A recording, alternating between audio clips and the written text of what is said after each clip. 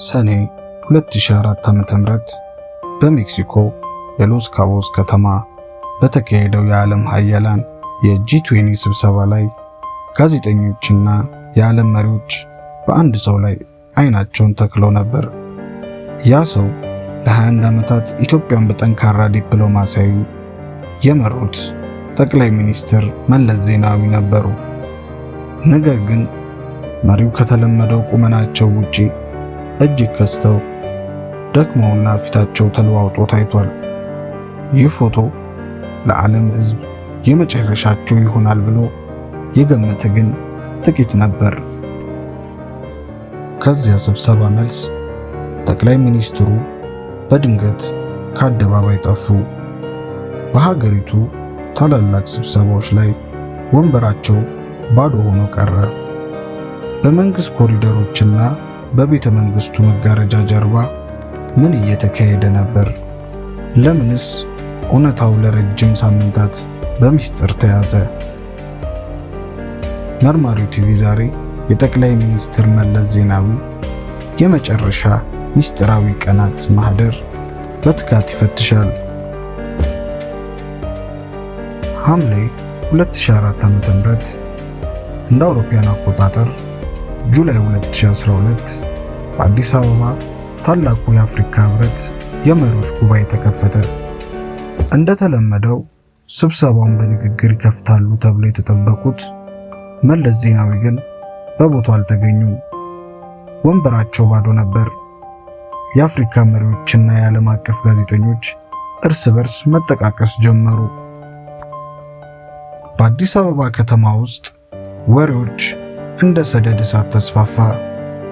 መሪው የት ገቡ የሚለውን ጥያቄ የሁሉንም ሰው አእምሮ ወረረው። በወቅቱ የመንግስት ኮሚኒኬሽን ሚኒስትር የነበሩት አቶ በረከት ስምዖን ጋዜጣዊ መግለጫ ሰጡ። ጠቅላይ ሚኒስትሩ ደክሟቸው በሕክምና እረፍት ላይ መሆናቸውን፣ ጤንነታቸው በጥሩ ሁኔታ ላይ እንደሚገኝ ተናገሩ። ነገር ግን መርማሪዎች እንደሚሉት ይህ መግለጫ በሕዝቡ ዘንድ ጥርጣሬን ከማስፋፋት ውጪ ጭንቀቱን አላበረደውም ነበር። በእውነቱ መሪው የት ነበሩ? የኋላ ኋላ ይፋ የሆኑ ሰነዶች እንደሚያመለክቱት ጠቅላይ ሚኒስትር መለስ ዜናዊ በሚስጥር ወደ ቤልጂየም ብራስልስ ተወስደው በታዋቂው የሴንት ላክስ ዩኒቨርሲቲ ሆስፒታል ከፍተኛ የሕክምና ክትትል እየተደረገላቸው ነበር። የደህንነት ጥበቃው እጅግ ጥብቅ ከመሆኑ የተነሳ የትኛው ክፍል ውስጥ እንዳሉ ጥቂት የቤተሰብ አባላትና የቅርብ ባለስልጣናት ብቻ ነበር የሚያውቁት።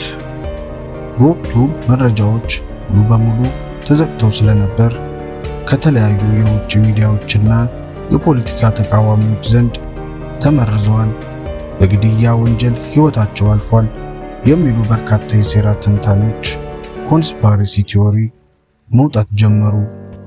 ነሐሴ 14 ቀን 2004 ዓ.ም ሌሊት ላይ በብሔራዊ ቴሌቪዥን ጣቢያ ላይ ድንገተኛ መግለጫ ተላለፈ።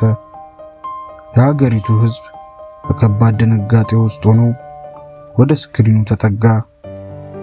ሚኒስትሩ አቶ በረከት ስምዖን በጥቁር ልብስ ተከስተው ጠቅላይ ሚኒስትር መለስ ዜናዊ በተወለዱ በ57 ዓመታቸው ነሐሴ 14 ቀን ከሌሊቱ 5 ሰዓት ከ20 ደቂቃ ላይ በቤልጂየም ማረፋቸውን ይፋ አደረጉ። መረጃ በአግባቡ ባለመውጣቱ ከተፈጠረው ክፍተት ሕዝቡን ቢበልጥ ጥርጣሬ ውስጥ ከተተው። ነገር ግን የሕክምና ሰነዶች እንደሚያረጋግጡት መሪው ከተወሰኑ ዓመታት ጀምሮ በሰውነታቸው ውስጥ በነበረና በከፍተኛ ሁኔታ በካንሰር ከተጠቃ የጤና እክል ህመም ጋር እየታገሉ ነበር። ያ ለአንድ ወር ያህል የተጠበቀው በሚስጥር መጋረጃ ተገለጠ። ሀገሪቱ ወደ ብሔራዊ ሐዘን ገባች። ይሁን እንጂ አሟሟታቸውን ተከትሎ የነበረው ጥርጣሬዎች እስከ ቀብራቸው ዕለት አልፎም እስከ ዛሬ ድረስ በብዙዎች ዘንድ መነጋገሪያነታቸው አልቆመም።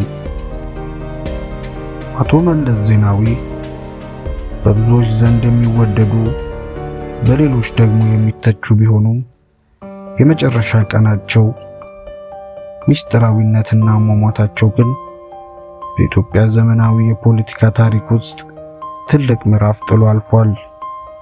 ለመሆኑ በዚያን ወቅት የነበረው የሚስጥር ድባብና የባለስልጣኑ አያያዝ እናንተ እንዴት ታስታውሱታላችሁ? ሐሳባችሁን ኮሜንት ላይ አካፍሉኝ። የዛሬውን ልዩ የምርመራ ማህደራችንን በዚያ በቃን። ቪዲዮን ከወደዳችሁት ላይክ ማድረጋችሁንና መርማሪው ቲቪን ሰብስክራይብ ማድረጋችሁን አትርሱ። በሚቀጥለው ሚስጥራዊ ፋይል እስክንገናኝ ሰላም።